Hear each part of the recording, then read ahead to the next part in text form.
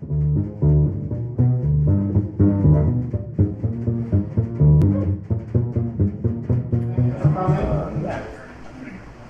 those of you who don't know me, my name is Kuper. I am the president and CEO of NY Spin, a not-for-profit corporation. The other corporate officers are Mark Bierer, vice president, and Bill Greenbaum, secretary and treasurer. A big thank you to them and to our program committee for the work they did this season. And a special thank you to Bill for almost single-handedly putting together tonight's program. So Bill, thank you. Hey everyone, I want to tell you why we're here, and I want to introduce our moderator, Jason Kevin. Why we're here actually started when I was watching the movie The Social Network. I was watching this movie and I was kind of really mad because I was saying to myself, why did this guy Mark Zuckerberg start Facebook and why didn't I? So my frustration over watching that movie, seeing how brilliant people get an amazing company with absolutely no interest in processing it, and made it really grow really big, really fast, to be very successful. They're one of the biggest success stories of our time. Fascinates me and got me really mad. And I continue to do a little research, go to meetings, go to presentations about new countries, growing companies, and I heard about Gibbon.com. Through not the same story, but also grew very suddenly, very quickly, without any real interest in process. It wasn't any interest in process management, so much later in their development. And somebody said what happened to the ladders, and maybe you know other companies, this is true. And this contrasted absolutely, completely, 100% with my own work experience doing process improvement, improving performance of the company I was with, improving the conditions in which people work, improving the quality of the product, making better schedule performance, more profitable business. And I totally put it to bed. So I said, we've got to have a meeting, got to have some people who are in the field to talk about it. And that's why we're here. Our moderator tonight is Jason Hill, founder of Sound Advice Consulting. They do work for startups, they do consulting, and they do work with information technology. So we've got clients in many industries in the city, including startups, and certified Scrum Master, certified project management professional. He's an entrepreneur, and he tells me he loves gardening, playing with his kids, and helping people make great things. So without any further ado, I'll introduce Jason. Good evening, everyone. Can you guys hear me in the back? We'll try and be mindful of the so everyone can hear. Thanks again, Bill. Thank you, Farm Soho, for having us. Thank you all for coming. Before we jump into the panel, let's just take 2 seconds here. How many folks are involved in the audience on the technical side of things, maybe by a show of hands? And how many folks are involved more on the business side? And how many folks came for free pizza? Are there any other folks that might be in the creative or the UI, UX product side? Okay. The reason why I ask is I've done a bunch of panels or presentations, and if you don't know your audience and we start having a conversation and we start saying words that don't mean something to you, then it's like talking to deers in headlights, and I'd rather have an interactive conversation. So my job here is to help moderate and facilitate, but I'd also like to bring you folks in if and when and where we can. But before I do that, let me just go down the line here. I'll start at the end. I'd like to introduce Jeff and Jesse and Arthur and Jim. Gentlemen, thank you very much for coming. It's really great to have you here, have different perspectives. Maybe we could take 30 seconds each just to tell us a little bit. I wouldn't do you the proper justice, so rather than me read off a piece of sheet, Jeff, maybe you could lead us off and tell us a little bit about who you are and what you do. Sure. My name's Jeff Bonar. I I'm CEO of Jumpstart Wireless. Jumpstart produces a platform that uses expert system technology to generate mobile apps for enterprises. Our customers are Fortune 500 type companies. We have about 2,000, 3,000 users in the field, many different companies using the application, or using the platform to build for their applications. I have a PhD in computer science with a focus on artificial intelligence. In my distant past, I led the team that delivered the first version of WebSphere. Most groups wouldn't know what that was, but this group probably does. And I also, one of my other jobs at IBM was going around and killing off all the other systems programming languages that were going to be, that different divisions had decided they liked better than Java. So I had to go deliver the news that... You killed Visual Age Smalltalk? No, that one killed itself off. But, all right. But I had to deliver the bad news to the Object Rex people, the Visual Basic clone people, and like that. So again, not most groups could appreciate what a bizarre job that was, but that was part of the IBM experience. So. Yes? My name is Jesse Erlbaum. I run a company called the Erlbaum Group. We do custom web-based and database application development for our clients. Essentially, companies come in and they hire us to develop applications that they can't find off the shelf. By and large, I think the simplest way to describe it is it's websites with databases. We don't do the creative. We function. We only handle the functional and technical back-end work.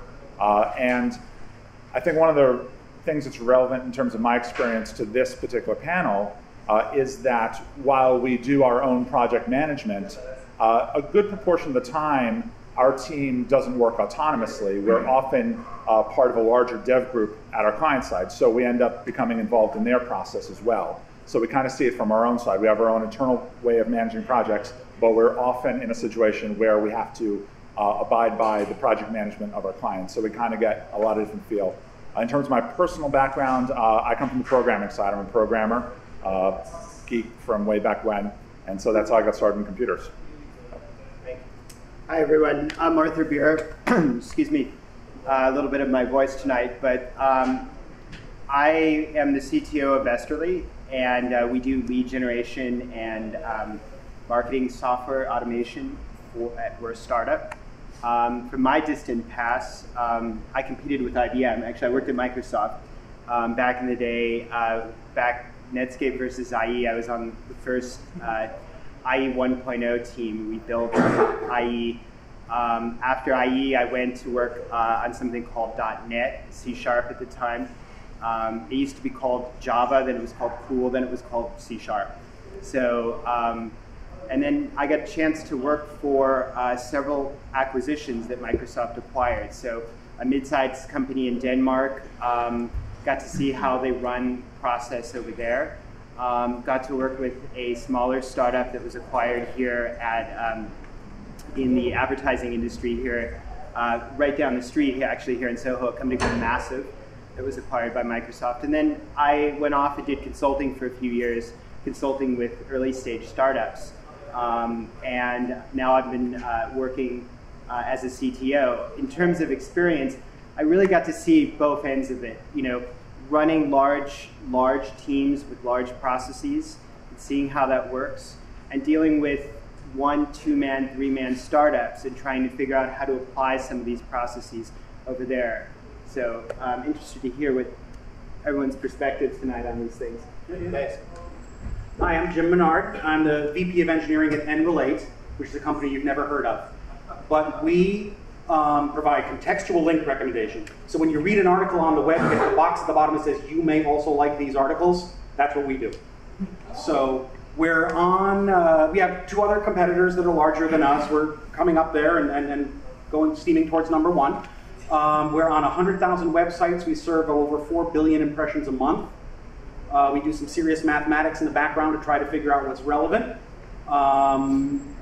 I have been hands-on keyboard for about 30 years now. And as I said in my bio, kind of in and out of tech management over the years. The last couple of years I've been focusing a little bit more seriously about tech management, but I hope to stay with hands-on keyboard and not be completely useless. I've been at companies large and small, large including Sotheby's, where I helped build Sotheby's.com, their first online presence. Kaplan Test Prep, where we did some automatic study recommendation software, some AI-based stuff. At smaller companies doing everything, you know, 2-person companies, 5-person companies. I tend to have a bit of the cowboy in me and tend to be anti-process by nature. But since I am now responsible for delivering things and trying to be a real grown-up, my position hasn't necessarily changed it has changed over time, but I think all things in moderation. I'll leave it at that. Thanks. So when I got the call from Bill to moderate the panel, and he told me who was playing here, I said, this is awesome. Let's have a dialogue. Let's have because look at the different perspectives here.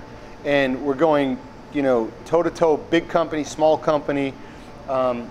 So let's just jump right in there. Jim, I'll start with you. You know, being a cowboy, you know, when is there a good time to keep process, and when is there a good time to throw it away? And then, you know, we can open it up to the panel. There's start, keep, and throw away. So in my opinion, so you asked about keep and throw away. Throw it away when it slows down communication or is not serving the needs of the people. There are different customers for process, okay? And at a larger company, there's upper management and the people actually on the project. If it's serving the needs of the people on the project, it makes sense to keep it.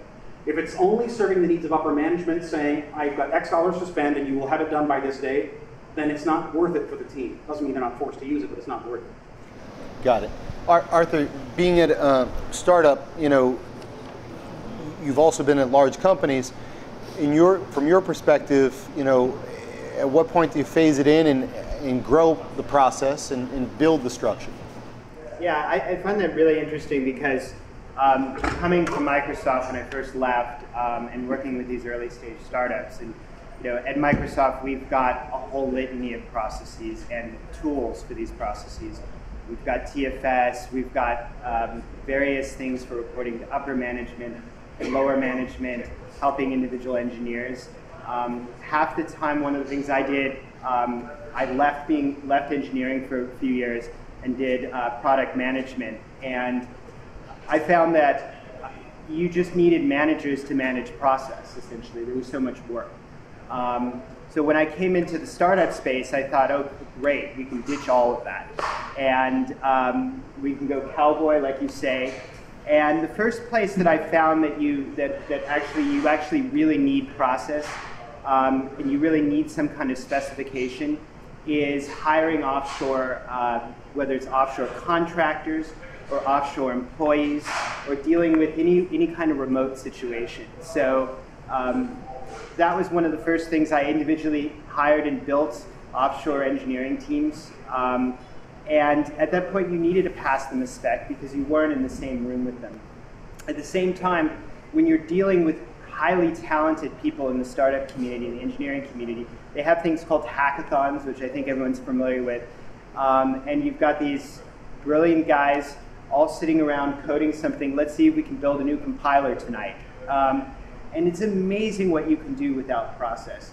Of course, it's amazing what you have at 6 a.m. or actually the next day when you're trying to look at the code that was made at 4 a.m. and you're trying to kind of decipher what was he thinking. But yeah, so really a job as a CTO at that point in these early stage companies, 5, 10 people, is to figure out, a lot what you were saying is figuring out what goes in, what works, what doesn't, and being very nimble about it. I mean, this whole idea of agile development and agile startups really is about figuring out what you can apply and not apply in the startup, and being really agile about your process, knowing when you can throw it away and say, okay, well, actually that reporting isn't needed. One of the things that we found out was we brought a couple really great engineers in and some great contributors to the open source community, and they came in and they said, okay, well, all we need is a list. Just give us a list. Throw away your process, just give us your list. So let's bring Jesse into the conversation in terms of, you know, Jesse, being self-professed, you live on the keyboard. I wouldn't say that's necessarily true anymore. I think quite a lot of my time is management. Okay. But you grew up the ranks that way, right? yeah, I came through the tech side for sure. Right. I think actually the big companies are the hardest problem of all. I'm glad that's not directly the subject, because I think it's an intractable problem. When you have a large organization, you have the various levels of management, each of which is a client of this process. I don't even know where to begin, and it is stifling. And I've worked with a lot of large companies, so I almost have like post-traumatic stress disorder, just like having to like deal with that kind of craziness. I think that startup companies have, in a lot of ways, a much simpler problem, because they start with nothing. And I think nothing in 2014 is a lot better than what nothing was in like 1995. Like, back then, you truly had the hero programmer, the guy who would stay up all night. He was the genius who worked. I think I worked with that guy a few times. Who would craft something amazing overnight or over a weekend and come in and it's done, and that's great, but it's not predictable. Like, one weekend he does great, the next weekend he goes missing. So Jeff, to bring you into the conversation, you're doing it now with your firm. When do you adopt a new technology, a new platform, a new, what works for you guys? Well, in some sense, it's a challenge that a lot, when I was thinking about this panel, I kept thinking about the tensions that I have to constantly navigate. We developed a technology for sending objects, small objects, over the air as part of the mobile apps. And, I wish we hadn't, because JSON would be a lot better and is a lot better supported. But nonetheless, do I really want to rip everything out and rethink it and kind of deal with whatever incompatibilities and wringing that code out will take? So, when you use the word tensions, are you specifically speaking to the I have a conversation with one of our developers once a week about ripping out OTA and replacing it with JSON, ripping out... But are those philosophical? Are they political? Are they ideological? I'm going to guess they're business. You're trying to weigh value against cost. Well, value against cost, appealing to the aesthetics of the programmer, because they're going like, this is ugly shit, I should have JSON instead. Yeah. Right. And I'm thinking, well, does it work? Do we understand it? Does it break? So there's, I think there are a lot making aesthetic arguments, and and probably valid process arguments that if we were starting from scratch, of course we'd use JSON. The funny thing is, like, what you're describing is, like, to me, like one of the most quintessential programmer-manager conversations, where the programmer, because you have this like information asymmetry. The programmer has, generally speaking, more technical information than the manager. And so how much do you trust your developer? Like, are they giving you an argument that is correct on the technical merits, or are they just suffering from a not invented here attitude? Or do they just want to try out some new cool thing? Oh, yeah, that's the worst. Don't you budget time for them to experiment and make mistakes? Right. I mean, I hope you do. I hope there's... Well, that's part of the thing. To some, in my management, quote-unquote, wisdom, I think I should be deferring to the programmers periodically. If they say Node is really great, and it sort of looks like, well, that could really solve some problems for us, okay, go explore Node. Right. And so that's how I would take that form for me. But that's always a challenge, especially in a startup, right? That's our focus. Startup, when you have limited resources being defined as time, money, energy, people. But in a startup, even more so. You expect to not know what you're building at first. You expect to pivot. You expect to at least throw one away. So that's the time to play with technologies. Exactly. I mean, one of the things that we did at Vesterly is we used the ability to know, actually in 3 months, we're going to throw all this away. So we're going to be pivoting in about 2 months, maybe 1 month. So we could start another branch and start working towards that and be on JSON maybe next 2 months. I think is really interesting about what you said is that you talked about branches, and I'm just thinking, like, in the low down, dirtiest early days of, like, the modern internet development, like, most developers had no clue about revision control. And so what I was saying before about how like the lowest level in 2014 is not as bad as the lowest level in 95, it's like at least we start from that basic level. Yeah. Like there's a certain like things that are just accepted as necessary. But I think that's really the key question for startup companies that you bring up, which is,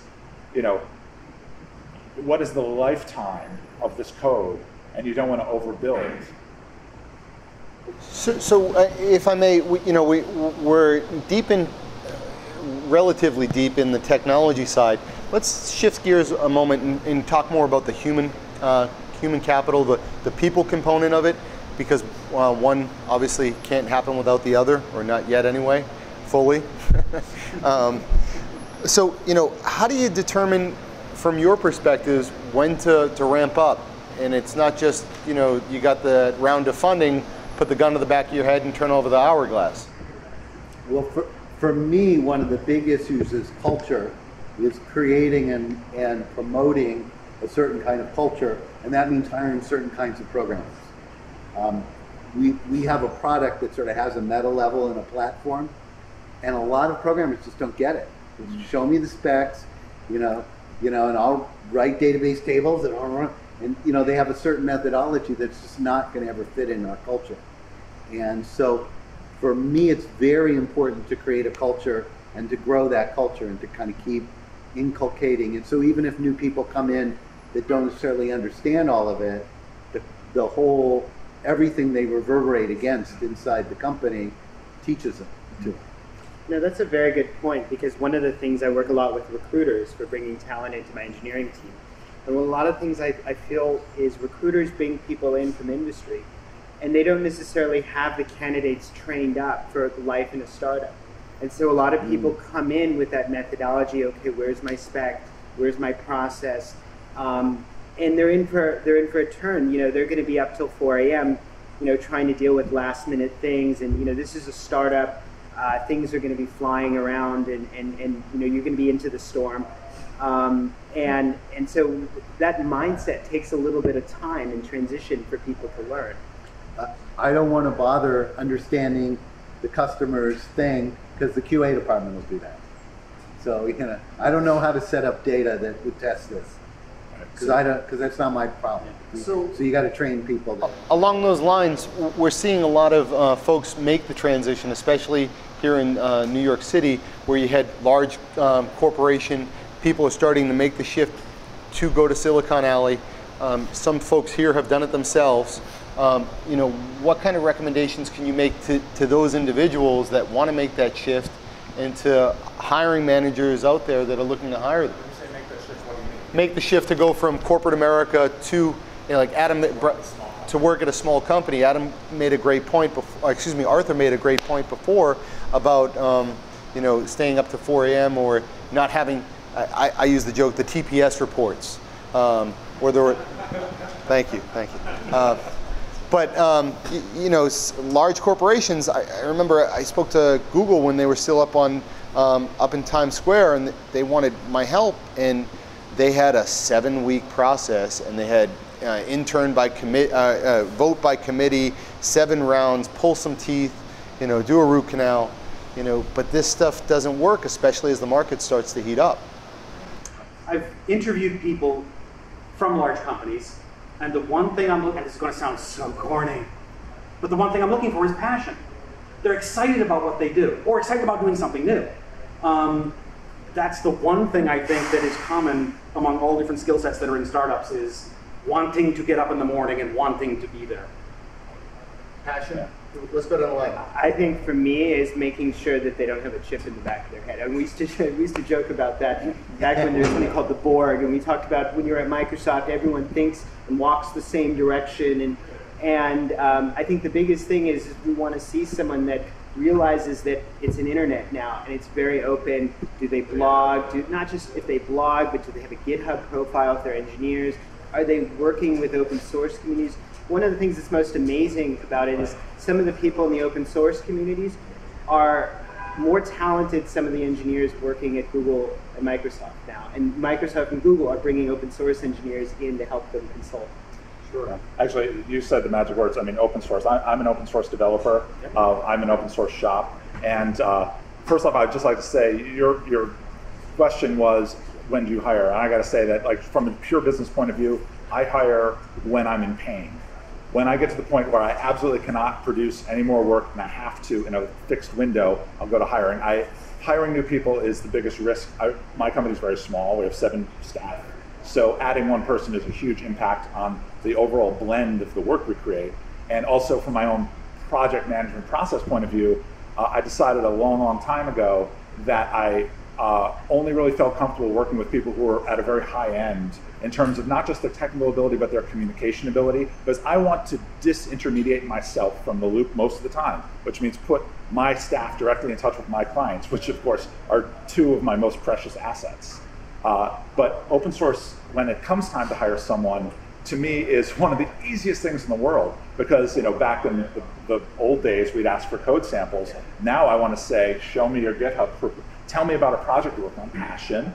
Because if you've done an open source project, you have passion, because you spent your own time to do this and scratching your own personal itch. And then I get to look at their code and see, is it good? I mean, this answers almost all the questions. And I say this to programmers who are in school, people want to know how to get a job. I say, join an open source project or start one. Like, why wouldn't you? Jeff? I would disagree with anything that was said, but I would add ownership. I'm looking for people who are like, I am going to get this done, and I don't care if I need to retrain myself in something I know nothing about. The killer in my environment is I don't do that. So someone else is going to have to do that because I don't get into that. That's completely unacceptable to me. And well, not just closed-minded, but I'm the sysadmin. I don't write code. So right? You're like, well, you write. You write Perl scripts all the time. Why aren't you doing that for this? Well, I'm not a programmer. Yeah. So like that. So. Yeah, I mean, I definitely agree with that. I mean, we bring business people in for interviews, and I'm interviewing as a CTO. I'm asking, well, do you know anything about programming? Because at a startup, everyone is on the same ship, and there's 5 or 10 people, and you want everyone to know how to do everything. Can they answer phone calls, even if they're a programmer? Yeah. Yeah, our CFO does customer support. Sure. And has to learn about the product in a way they wouldn't in a bigger company. One thing I didn't hear directly, but I think is a theme that I've seen at many other clients that I work with, as well as aligned with what you folks have said, is in addition to passion, there needs to be that intelligence and the desire to grow and learn, and just the culture of many of these organizations, especially organizations that are in high growth mode. You have to be willing to expand and grow. That's one of my favorite interview questions. What are you learning right now? Right. In terms of measure, let's talk about measurement for a while. We could talk about it, how to measure success on the dev side. You could talk about it, how you quantify it. But how do you measure your processes? How do you measure, different organizations are measuring different things. What do you see is important for measurement? Jim? If it's too open, we can go more narrow. No. So I'll throw out an open answer. It's how much stuff am I delivering, and does it meet the needs of my customers? Again, my customers being in where I am right now, usually internal customers. I mean, we have an outward-facing product, but a lot of what we build is internal algorithms and things. So, am I getting a lot of stuff out, and is it the right stuff? How's that for vague? That's fine. Yeah, I would say pretty much the same thing as Jim. Yeah. I think your question goes to tactics, which is, to get kind of specific about it, like my personal process for our company, we tend to try to trend towards the simple is better when it comes to management. I mean, there's lots of metrics that we track. I mean, like from my perspective as a person who's dealing with the technical and the business on the other side, I'm tracking on one point, how many hours of work this month have we done? I'm tracking, what's the rate at which code is being produced as measured through, our revision control system. Because that actually, there's a number of different specific things in there you can look at to tell, are you, the next question, hitting your milestones? Right. How many bugs are being opened versus being closed in a particular window of time? These are things that tell us. And then, of course, there's more soft metrics, which is, am I getting angry phone calls? That sort of thing. Or just, not to put it in such a snarky way, but, are my clients happy? Are my customers happy? Absolutely. Yeah, and I'm just sort of looking at mostly what I'm measuring is we have a hosted product, we have customers, kind of 24/7 usage of those hosted products, and it's really about how smooth are the rollouts of upgrades, how many angry calls do I get, how many customers, because they go dead silent. If they're dead silent, everything's fine. And when I start getting phone calls, it's not. And so to the extent that the development team takes seriously that no phone calls is their goal, that's what I'm really measuring. So, do they disconnect your phone ever? No. So when I go into a new client, we spend a lot of time on culture because we find that to be critically important. The other, we want to know what their process, their formalized process. So we hear oftentimes, especially the last few years, we're agile, and that's like saying, I'm Christian, I'm Jewish. You could be one end of the spectrum all the way to the other. So then I start asking questions. So what does that mean to you? Or I'll ask a simple, who's your Scrum Master? I am. Who's your product owner? Same person, right? And it goes down the list, and that might work for them.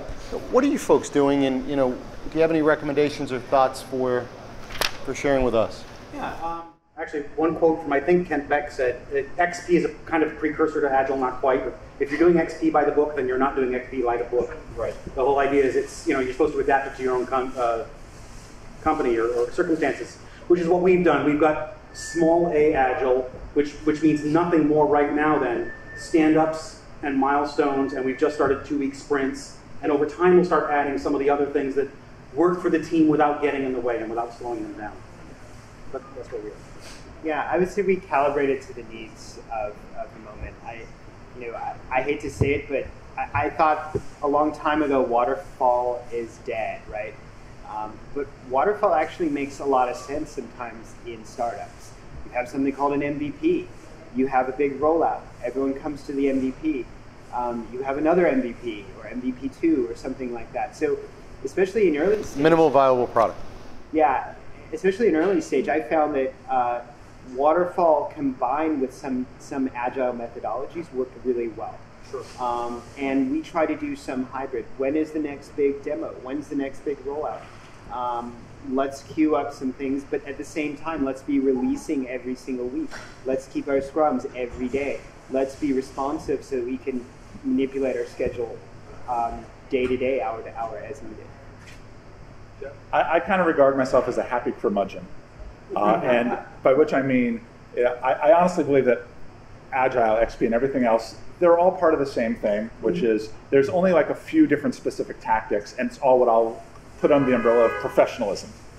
And being rational about your process. I mean, if you ask me technically what is our internal project management process, it's essentially a modified waterfall that's been evolved over time based on just experience, minimalized, because I like to keep things with as few moving parts as possible. But if you look at all of them, XP and Agile and all of them, they all basically flow from a basic premise, which you have to admit at the end of the day, you have to figure out how much work you have to do and how much time you have and the rate at which you're getting it done. And if it doesn't square, then you're not going to be done on time. And then you have to make choices. You have to make choices either according to schedule or choices according to budget. And when you think about these things in a really simple way, that's great. I'll tell you that the curmudgeon part is that I absolutely loathe all these trendy buzzwords because I think that someone says, like, I've had meetings with people where I say, like, what's your approach to project management? And they're like, rapid development. And I'm like, well, what does that mean to you? Because to me, rapid development means making sacrifices. That means cutting features. Right. Is that what you mean? Or do you just mean working faster? Like people say, I'm agile. Does that mean that you're nimble and you have good dexterity and can do a handstand? I mean, like, I don't think a lot of people get beneath just the veneer of the word, Right. So. Yeah. it's boy, it's such an interesting. Just trying to. We have our daily stand-up, and there's everything's in Jira that people are working on. They tend to be short-term goals in the context of a certain culture or a certain set of rules. You know, so everything's got to be server. Nothing ever goes down. So you can't write code that goes down.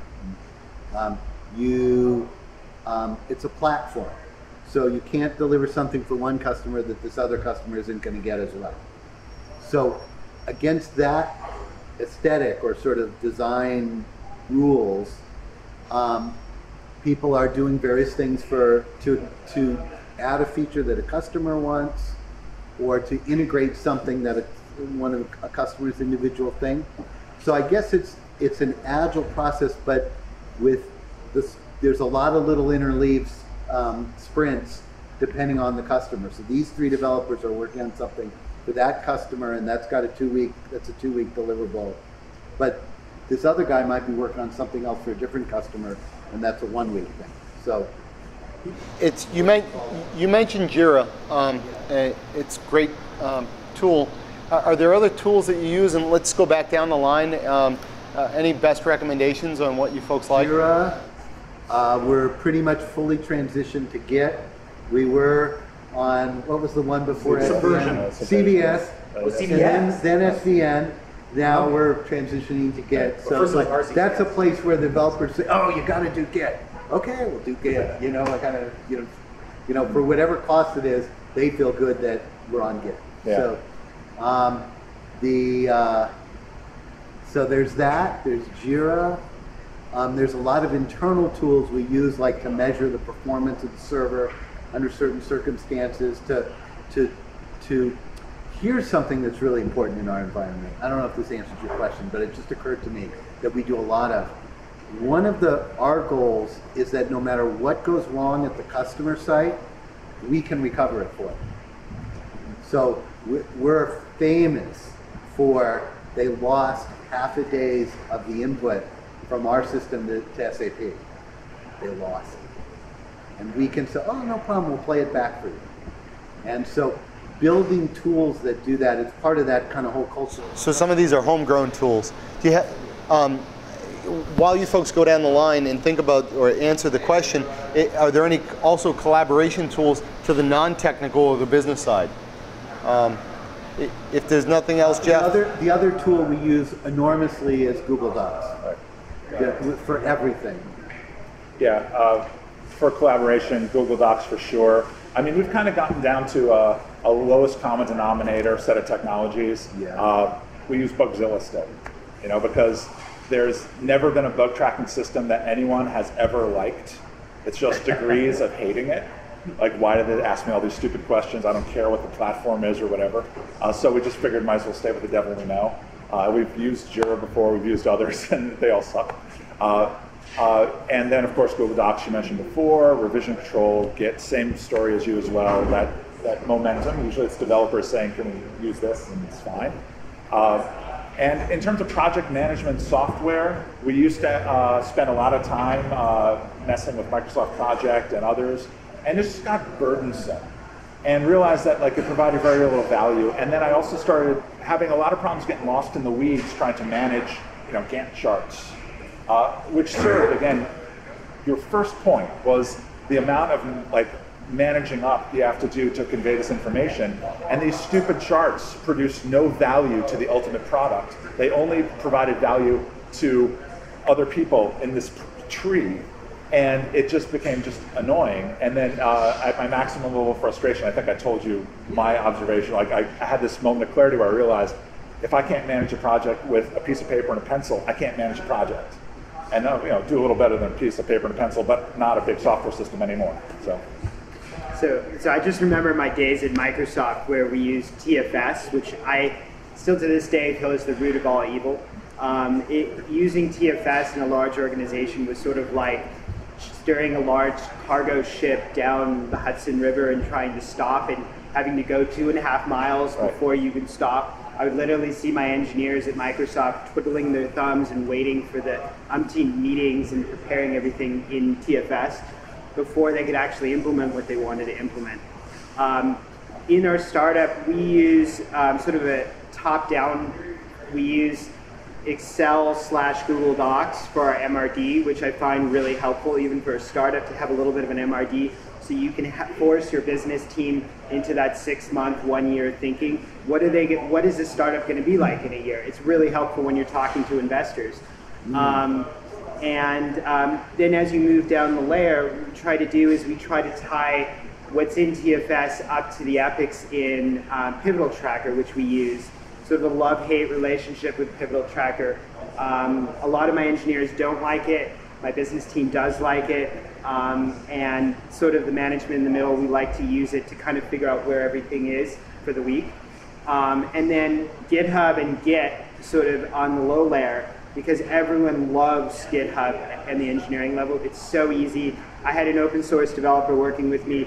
He has all green. If you've ever used GitHub and you see someone's profile, you have a green for every single day you've been active on GitHub. He was so upset that 6 months of green was broken by a day of being sick. So that meant that there was one Sunday or Saturday where he wasn't on GitHub pushing code or responding to bugs. In terms of communication, we really like a new tool that just came out called Slack. It's sort of a competitor Campfire. I don't know if everyone's heard of it, but basically merges all of the company communication into one place. And a lot of the communication from our servers to what's happening in Pivotal to Git to everything all kind of synthesized into one, different chat rooms and channels and things like that. No matter where I am, I'm kind of actively knowing what's going on across the entire company, which is just great. I joined NRelate a little over a year ago. One of the first things I asked for was to be able to hire a project manager. He started last Monday.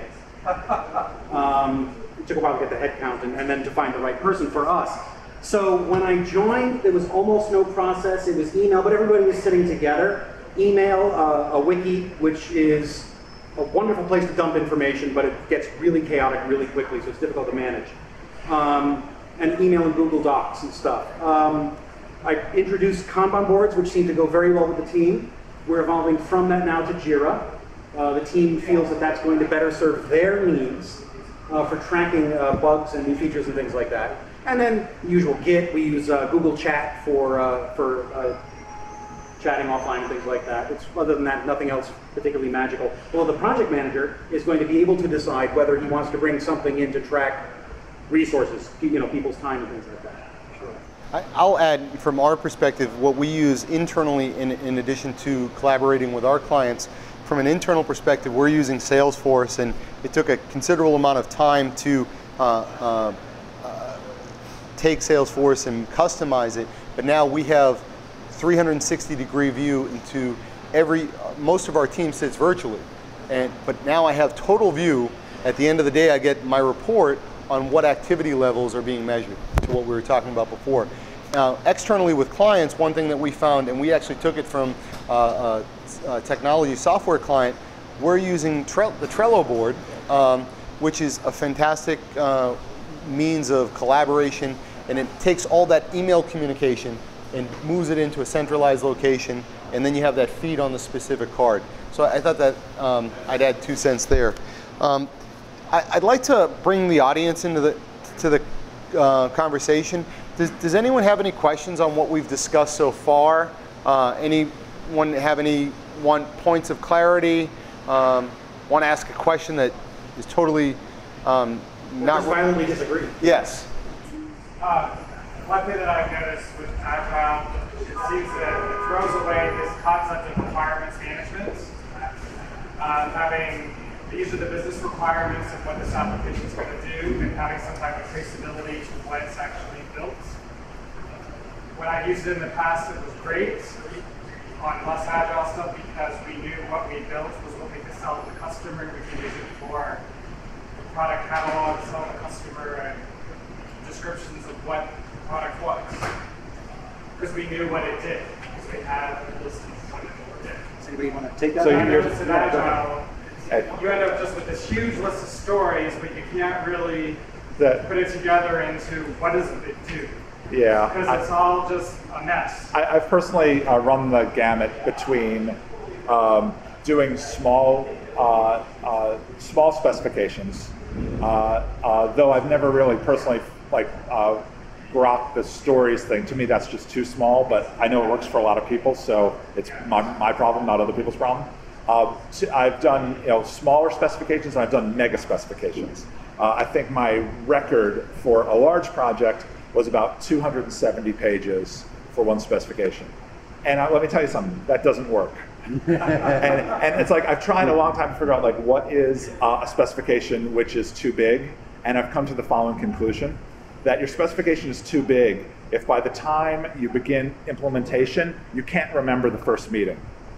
Because we've literally had problems where people can't remember why they made that decision, no matter how much you committed to paper, it doesn't work. So, yeah, I mean, having requirements documents I think is really important. For me personally, I need to see, but I'll say one more thing, which is that I've really found that, to my great sadness, words don't work nearly as well as pictures. I've almost given up on the written form for specifications. Well, I'm not thinking specs, I'm thinking requirements. If you look at the rough methodology calls them feature lists, and then you map them to these things called use cases. Yeah, but they're sort of two sides of the same coin. One sentence each. They're no more than a sentence. Yeah. If they're more than a sentence, they're too detailed.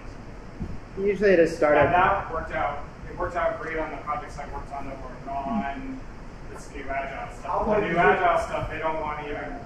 How large is your environment? What? How large is your team and environment? Well, I guess we got about maybe 30, 40 people on the project I'm working on. Yeah, I was going to say that it usually works at a startup when you've got 8 or 10, when you can just put your head over. And one of the things that we did on the Windows Phone team is we took at Redmond in Seattle, where Microsoft is based, they started knocking down walls because they found out that all these engineers in offices with inserting pizza under their door and sending emails to them didn't work.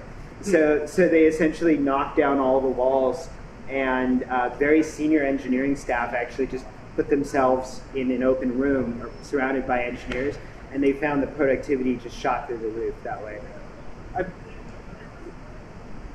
A full spec never survives being developed because as soon as the user sees what's being built, they get a new idea, or the requirements have changed or something. So the full spec hasn't worked for me in the past. But lots of little granular things only work if there's a small number of people and you're constantly saying to each other, I need this, no, I need that now, and it's okay to accept change at any time. And that's, I think, what Agile responds to, is changing your mind at any time and refocusing at any time. Yeah. I'm relating a lot to what you're saying, because we have a customer who, more or less, they do Agile. But what happens is people get away with improve the add-on call feature. And it's, well, what do you mean by that? It's and then you can't get anything clear from them, and then they don't like what you built. So we've had to really push hard, we've sent spec documents, and then the manager said, well, I never read it because it wasn't part of the Agile thing. It's well, then you can't say you don't like what we built. Sure. We had a question here. I was wondering if your experience... Can you speak up a little? I was wondering if your experience what the relationship has been between process and investment. Is there any impetus coming from venture capitalists, when you're expanding the funding, to demonstrate that you have a certain degree of process or project management standards? I have to say that one of the most surprising things for me was when I spoke to VCs, and I said, well, what do you want to hear from the CTO now? And they said, oh, that's fine. They literally, especially I think the venture community in New York, which comes from a different background from the venture community on the West Coast, which comes more from an engineering background. I find that they're more concerned here on the West Coast on your business. Oh, you've got a great business. Any CTO can do that. They sort of downplay your process and your engineering. That's a classic New York City. Yeah, I've My seen that over and experience over as well. again. They don't care. They But- should care. They don't care. I mean, they don't even do due diligence on the technology anymore. I can remember when VCs had technical people, they'd bring in and spend a day I was gonna say, that's the only time crawling I've through your ever. technology, and I haven't seen that in 10 years. Is that a sign of a bubble? Sign of what? Is that a sign of a bubble? No, I just think it's a sign it's not what drives that community. They're looking for the hot thing, and they figure the technology will work out. I mean, they generally will figure the technology works itself out. Certainly. This is all great information, but what I was looking for was how do I scale my startup? I just have a startup on myself. I teach QA and try to place people that I train. And then how do I get to the next level? Now what I'm trying to do is get another trainer and provide the same quality that I have. Close customers. How do you scale up a startup? And I say close customers. Ignore everything else. I second that. You got to get customers. Yeah. It's the only thing that really drives growing a startup. But I think my interpretation of this question is, let's say he's got a startup company that hasn't launched yet, or maybe is only launched in a small way. I mean, he needs to build the features out to get the customers. He needs to get it done quickly enough that the market doesn't overtake him, and needs to do it in whatever is the most efficient way possible. Is that sort of? I mean, obviously, having lots of business is, you have all the money in the world, you can do whatever. But I'm assuming you have a gap you're trying to leap across. Yes, basically what I'm. Can you speak up a little? Basically, what I'm trying to do is get my company to the next level, which is maybe what I was thinking was to get another trainer, and I'm getting a lot of requests for starting another batch, which I don't have time for. So the next level for you, that's hiring additional resources? Yes. Or is that singular? Is it one-dimensional, hire more resources, or is it multi-dimensional, like Jeff was talking about, bringing in customers or building out your product? Or I guess you have a product or a service.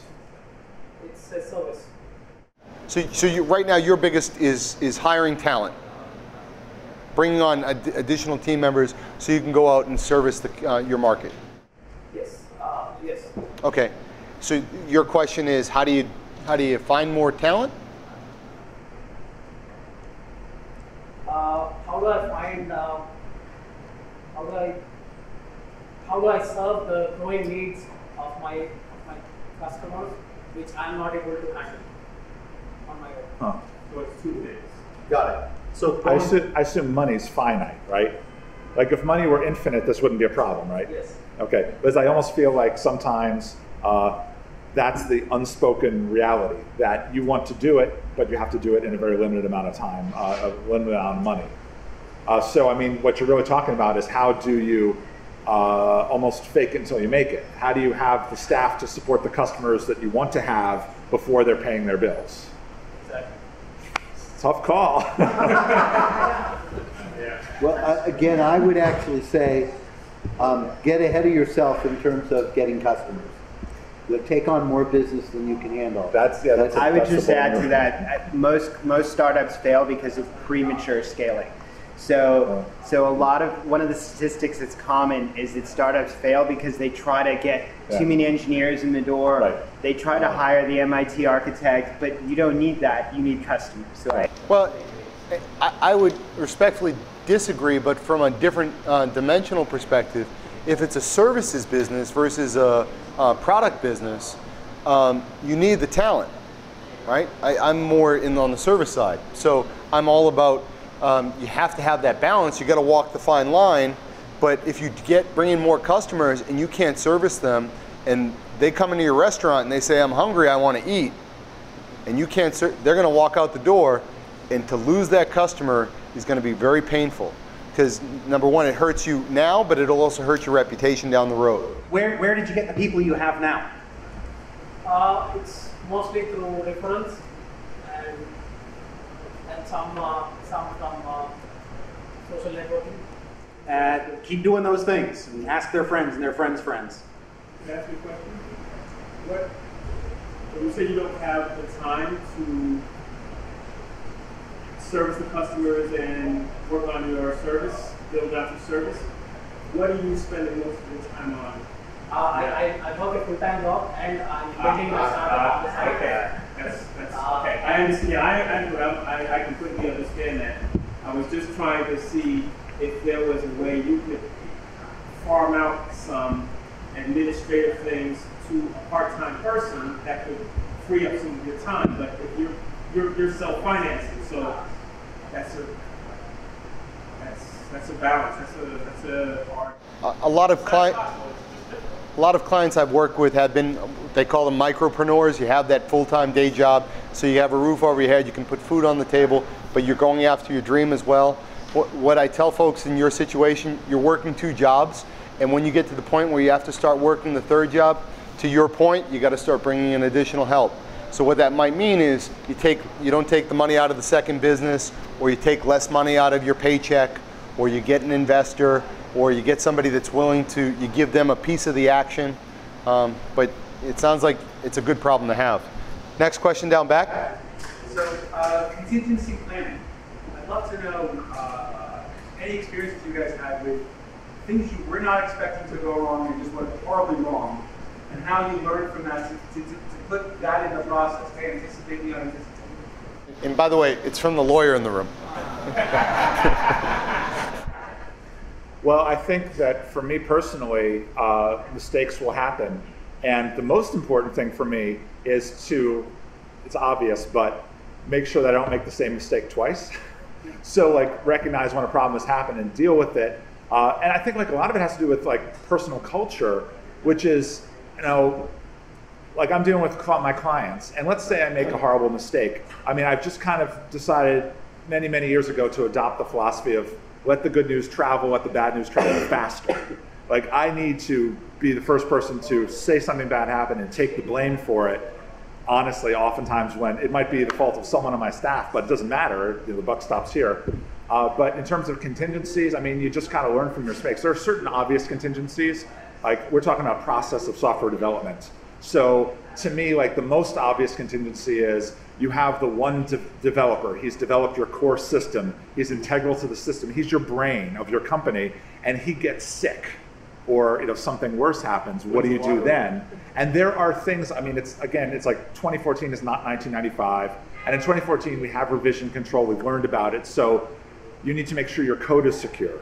You need to make sure you have backups. This is really basic stuff. It's like the most level. I'm thinking like Abraham Maslow's hierarchy of needs. Backups is at the bottom, you know? No. Source code control, right? Yeah.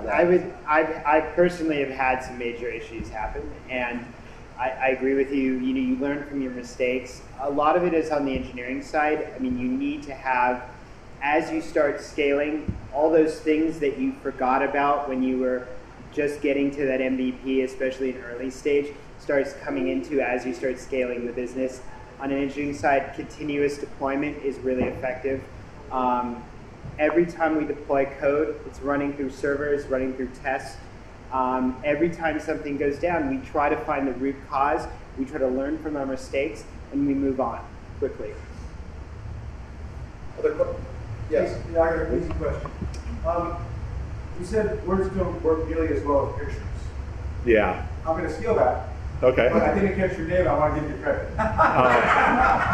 Jesse Erlbaum. Jesse what? Jesse Erlbaum. Wait, you're going to write that down? Yeah. Don't worry, Jim. You'll get credit too. Yes. Well, I'll add one that goes with. I'll add one that goes with this, and it still blows my mind. But it's, you know, it's programmers that, you know, why haven't you gotten that resolved? Well, I am Marcos 5 hours ago, and he never responded. He said, well, you called him, right? No. No, he'll respond when he's ready on IM. No, he won't. Call him. You know, so. Or he's 1 or 2 cubes away from you, and you haven't gotten up and gone over to him. I don't feel comfortable. You know, my English isn't so good. I'd rather do it on IM. No, go talk to him. You know, do you feel though that even though programmers have been around for a long time, it's still, don't you feel it's a sector of like society which is a little bit socially awkward? Yes, of course, but it's like you got a problem to work out, I and absolutely you're agree with sending IMs back and forth. No, I 100% agree with you. No, I'll call my developers I had a few developers working for me in the Philippines. I'll call them at 2 in the morning if the site's going down. I mean, we communicate, and it's always the phone at the end. I mean, everyone has their cell phones on ready. And that's just, you just got to keep to me, that's where you said pictures are better than words. Having a conversation is always better than electronic communication. The thing that's really horrible though about the pictures words thing is that I just realized people don't read the words. Yes. So it's like it's me wasting my time, you know. I'll go one further. We're primarily a virtual company. We did business in 12 states and 3 countries last year. As much as we can do through technology, instant message, email, video chat, nothing beats an in-person meeting. Nothing beats sitting in a room and talking about it, because you can see the body language. You can see the facial reaction. You can see they understand, but they don't understand. And then you can say, well, what do you mean by that? The constant example I always give is, if I say tree, they're thinking of 4 different trees up here. I'm thinking of a bonsai. You could be thinking of a redwood, a white oak, a spruce, and a cherry tree. So, you know, exactly. And what? When they're in the room, they get invested. Absolutely, absolutely. We had another question down back. Yeah, my question is about playing to your strengths. So I come from more of a UX and product background, so not highly technical. Perfectly, I validated my idea through like user research or whatever else, but now it's getting to the point like, you know, I'm kind of risk averse. I don't want to spend like a whole lot of money up front and build something out like, you know, technical that I don't fully understand. So like my question is around like agile and lean, like validating through a quick prototyping through software like Azure. And is that anything you guys do? Are you doing these sprints ahead and prototyping before actually goes? Yeah, I would say that a lot of my startups, the most best thing to do is do the minimal thing you can possibly do. I mean, Keynote or whatever you can do. I mean, especially in some of the early stage people that I've worked with, they printed stuff out on pieces of paper and went to Starbucks and showed it to people and said, do you like this? What do you like about this? As soon as you can get something in front of a customer, especially at that early stage, to validate your idea is critical. Don't go, I mean, the classic case study is building an airplane. Or before the Wright brothers came out and built that airplane, there were these great experiments where people built these phenomenally government-financed projects to build the airplane, the thing that would fly, and they colossally failed. And the Wright brothers, what they did is they sat there and they built different little models, and they tried that, did it fly? No. Tried this model, did it fly? No. And they kept building until they got to an airplane. People just see the airplane on the beach. They don't realize the 50 tries that came before it. Right. Yeah, it's really about minimizing and managing risk. I mean, we ultimately charge our clients based on every hour we work. So we're trying to minimize their risk. And we first admit we don't know something. Like, we want to integrate new technology X. I get that call 10 times a week. How long is it going to take? And the first thing I have to say is, I have no idea, but I have an idea for how we can figure that out. And that's usually what you're describing, taking that little step to go just far enough and not a little bit more to figure out how much the next step is going to cost. To follow up on what Arthur said before, take the idea, the piece of paper, whatever it is, and go show it to people. How many people do you feel that are needed for validation? It depends on the type of product. I mean, for me, I want the project stakeholders to see it and to accept it. But if you're doing a consumer product and it's your business, you might have to do a market. Have a marketing group to get a focus group in. Right. But there's nothing wrong with faking it, as long as you're up front. This is fake. It's smoke and mirrors. I just want to get your emotions, or what would you click on, So in this instance, technology can be an answer. Very, very simple technology, even if it's a piece of paper. Anything you want to add? I think given your background or how you presented yourself, I think you're in the best position to at least present what the house could look like on paper. So we just have a couple minutes left. Does anyone else have any other questions? Bill. Can you tell us a little more about the tension between showing people what we do to get business and revealing things that you consider so close to secret sauce that you don't want to let the competition know exactly? Can you repeat the question? I was actually having a conversation before about NDAs. Non-disclosure. Anyway, I think that my instinct is you have to give away a little bit more, and that's like how I came to open source software was sort of related to that. Many years ago, I had a contract fail because there was a proprietary bit of technology. It's my old company. We created this proprietary bit of code, and we went 170 rounds with the lawyers in the room over trying to guard this little box, and the contract didn't happen because of it, and then open source is my solution to that. But I think that you do have to be willing to give up a little, but then if we're doing a tech startup thing, then this is about time to market. So give up a little and then do it quickly. You can't give up a little and then not do it, because then you're totally going to lose.